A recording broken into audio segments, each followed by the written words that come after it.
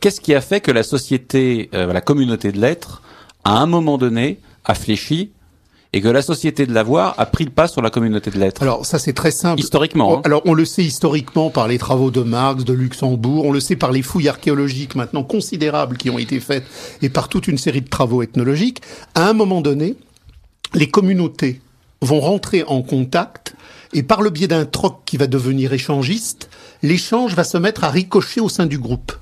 C'est-à-dire qu'au début, les communautés échangent de communauté à communauté. L'échange ne vient pas dévaster l'intérieur de la communauté. Mais au bout d'un certain temps, par un ricochet interne à la mécanique spontanée de la marchandisation de l'espace et du temps, le ricochet interne va faire que progressivement, il va y avoir des échanges dans le groupe. Et c'est à partir de là que vont surgir des divisions, des scissions et des clivages qui vont effectivement faire éclater la communauté et la transformer en société. Mais ce qui est décisif, si vous voulez, et là-dessus je terminerai, c'est que à partir du moment où l'argent a commencé à travailler, il a tout détruit. Et aujourd'hui, nous sommes face à un choix de radicalité maximaliste. C'était l'idée que les fascistes, les trotskistes, les centristes ont tous, que nous pourrions contrôler l'argent est une vaste imposture. Nous ne pouvons pas contrôler l'argent. Non pas parce que l'argent serait une puissance simplement satanique, ça c'est une métaphore. Mais l'argent est un processus impersonnel de dévastation qui n'est pas contrôlable. Quand l'homme dit « je possède de l'argent », il veut dire par là que l'argent le possède. Donc le problème aujourd'hui, il est clair. Et c'est en ça que je m'oppose à Castoriadis, à Lasch et à tous ces gens-là. C'est que cette idée qu'il faudrait cantonner le marché à des limites acceptables, comme le dit Lasch et comme le dit Castoriadis, à des limites culturellement et éthiquement acceptables, est une imposture. Non, parce l'argent n'est pas contrôlable. Castoriadis ou Lasch, et c'est en cela qu'ils ne sont pas marxistes mais marxiens, remettent en cause quand même deux fondamentaux du capitalisme. L'accumulation du capital et du profit, donc l'accumulation pour l'accumulation, et l'exploitation de l'homme par l'homme. Donc il n'y a pas de là une volonté de... Ils veulent une économie humaine. Il n'y a pas une volonté simplement de régulation social-démocrate ou d'une régulation étatique du marché. L'économie humaine n'existe pas.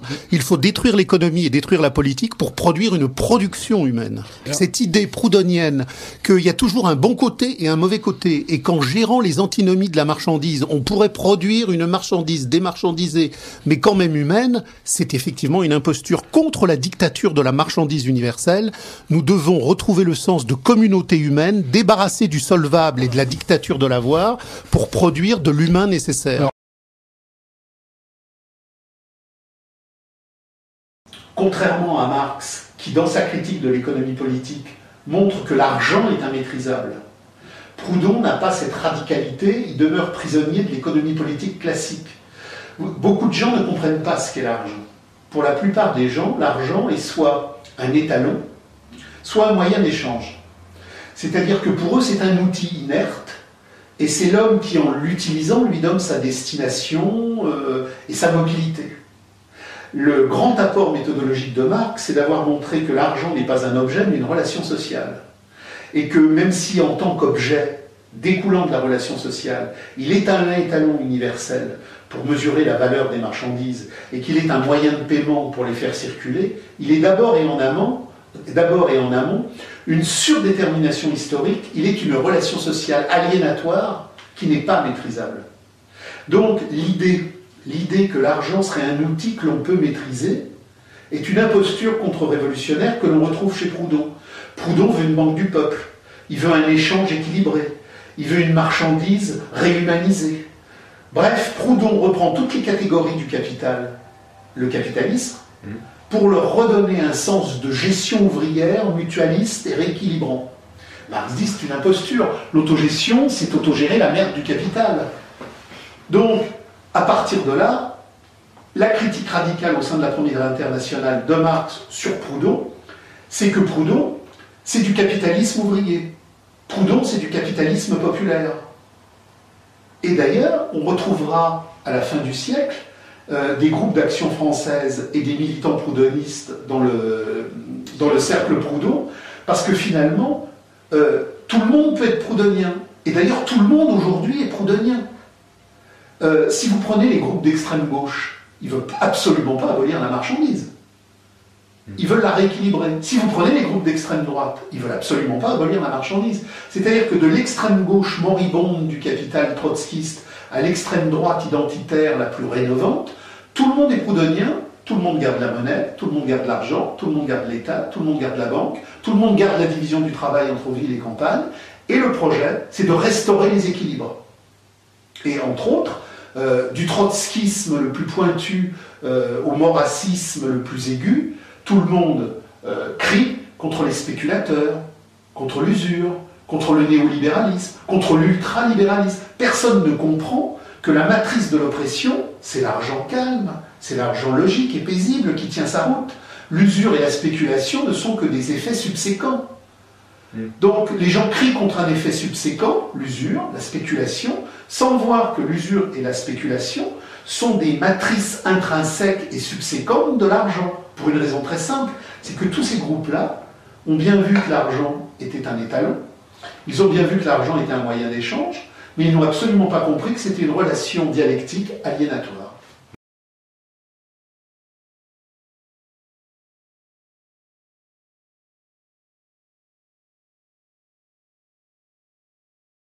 L'argent, au sens strict, c'est la croyance que la notion de valeur marchande est nécessaire pour échanger. C'est la croyance que la notion de valeur marchande est nécessaire pour échanger. La nécessité de la notion de valeur marchande est une croyance, car le civisme explique comment l'échange pourrait s'organiser sans elle. Elle est nécessaire dans le système actuel, puisqu'il est organisé autour d'elle.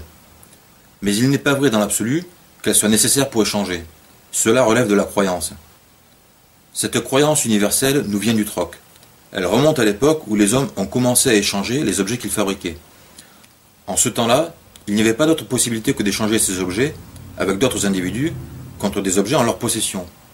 C'est le fait de mettre ainsi les objets en équivalence qui a amené les hommes à concevoir la notion de valeur marchande. Et comme leurs conditions, plus exactement les conditions de la production, sont restées inchangées jusqu'à une époque très récente, ils n'ont pu concevoir d'autres modes d'échange et ont cru, sans même en avoir conscience, que la notion de valeur marchande était nécessaire pour échanger. Dans leur esprit, échange et notion de valeur marchande sont inséparables. Plus encore, cette dernière va de soi, à tel point qu'elle ne suscite aucune question et, a fortiori, aucune remise en cause. C'est ainsi que l'argent est élevé au rang de paramètre naturel. Il n'a pourtant rien de naturel, et il est même intrinsèquement antisocial. Si, l'argent est naturel dans le sens où, dans certaines conditions, il est inévitable, logique, impossible de faire autrement que de recourir à la notion de valeur marchande pour échanger. C'est d'ailleurs ainsi qu'il s'est imposé aux hommes. Il n'en demeure pas moins que l'argent n'a aucune réalité, il n'existe que dans la tête des hommes. Il a cependant des conséquences bien réelles, mais uniquement parce que les hommes répondent à ses commandements, parce qu'ils font ce pourquoi l'argent les a conditionnés. Dans la prochaine vidéo, il sera question de la monnaie, que les hommes veulent voir comme leur instrument, alors qu'ils sont les siens. Ceci est encore plus vrai de l'argent, qui, en tant que croyance, ne peut évidemment pas être un instrument. Ce sont les croyants, donc les hommes, qui sont par définition les instruments de leur croyance. Rappelons une fois de plus que les hommes n'ont pas élaboré l'argent comme ils ont pu le faire des religions. C'est l'argent qui, découlant du troc, s'est imposé tel quel à eux et les a enfermés dans une certaine logique. Cette logique est bien sûr celle du troc, échange d'objets entre individus, propriétaires, voire producteurs des dits objets. De l'échange d'objets ou de leur mise en équivalence naît la notion de valeur marchande. La notion de valeur marchande est donc le fait d'un mode d'échange dans lequel, premièrement, les objets sont échangés entre eux. Et c'est la raison pour laquelle, dans le système monétaire évolution du troc, la monnaie, étalon de la valeur, s'échange et circule. D'où l'absurdité de concevoir une monnaie qui ne circulerait pas, c'est-à-dire de conserver la notion de valeur tout en la privant de sa raison d'être. Une telle idée étant manifestement celle de gens révoltés à bon droit contre la monnaie et son fonctionnement, mais toujours soumis eux-mêmes à l'argent. Deuxièmement, la notion de valeur marchande est le fait d'un mode d'échange dans lequel les objets sont échangés par des individus, d'où son caractère individualiste exacerbé sous la monnaie. C'est en tant qu'individu que les protagonistes participent à l'échange, non en tant que citoyens. Et cette pratique qui est au cœur des rapports sociaux ne regarde en rien la société, qui doit cependant la cautionner d'abord en reconnaissant le droit de propriété et les transferts de propriété, ensuite en émettant et garantissant la monnaie. Troisièmement, l'échange est le fait d'individus qui doivent être propriétaires des biens qu'ils échangent, puisqu'ils ne peuvent évidemment pas échanger les biens du voisin. Il s'ensuit qu'ils doivent être propriétaires des biens qu'ils produisent. Ils ne travaillent donc pas pour la société, mais pour eux, Ils ne remplissent pas un devoir envers la société, mais une obligation pour eux-mêmes, encore que la monnaie permet de se procurer autrement que par le travail, et même par des moyens illégaux, le droit de participer aux échanges, d'accéder au marché et de profiter ainsi du travail d'autrui. Le travail ne regarde donc pas la société, ce qui n'est pas la moindre des aberrations, sauf que les individus font quand même appel à elle pour garantir les droits qu'ils se sont ménagés. On n'est donc pas dans un système où les citoyens remplissent des devoirs envers la cité, qui en retour garantit à tous les droits du citoyen, mais dans un système où chacun est livré à lui-même, sous le regard d'une société qui se contente de couvrir ce qui est fait pour éviter de sombrer dans la guerre ouverte de tous contre tous. Le rôle de la société, si on peut encore parler de société, est réduit au minimum. Tout ceci est inhérent à l'argent, intrinsèque à un mode d'échange fondé sur la notion de valeur marchande. Ces premières conséquences, car il y en a bien d'autres, ne sont pas un hasard. Elles découlent de l'origine et de la nature de l'argent. Elles sont l'effet de l'argent.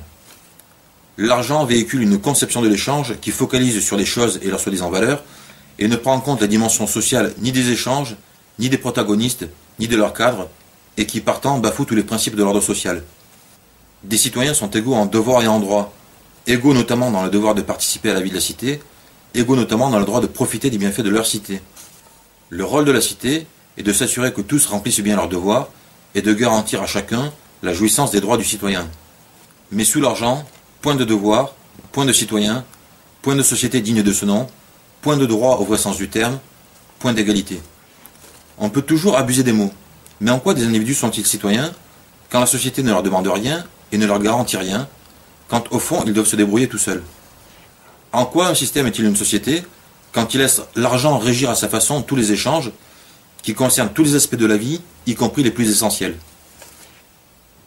Nous verrons dans la prochaine vidéo sur la monnaie pourquoi et comment celle-ci accentue l'inégalité. Mais l'inégalité trouve sa source dans l'argent, dans la notion de valeur marchande qui implique des différences d'abord de valeur entre les produits, ensuite en droit entre les producteurs. Tout ce qui importe dans ce système, c'est que les choses soient à leur juste prix, comme si un prix pouvait être juste. Les hommes, eux, ils peuvent crever.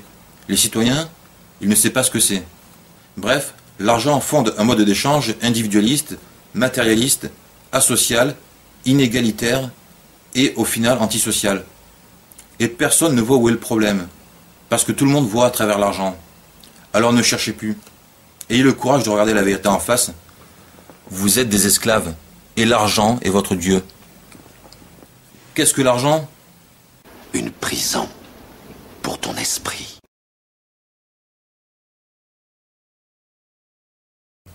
Je n'ai pas abordé la question de la façon dont les hommes utilisent la monnaie qu'ils croient neutre entre leurs mains. Mais neutre sous quel rapport? Sont-ce eux qui fixent les règles de son utilisation ou l'utilisent-ils comme elle leur permet, selon ses règles à elles? En vérité, ils font ou elle leur permet de faire. Ils jouent, comme ils peuvent, au jeu dont elle a fixé le cadre. Le système monétaire est une prison aux murs invisibles. Les uns se pavanent dans les couloirs, les autres tournent en rond dans leur cellule ou grelottent au mitard, mais tous sont bel et bien en prison, inconscients de la possibilité et même de l'obligation de s'évader. Les hommes pensent d'ailleurs toujours à la monnaie qu'ils ont et qu'ils croient utiliser en maître.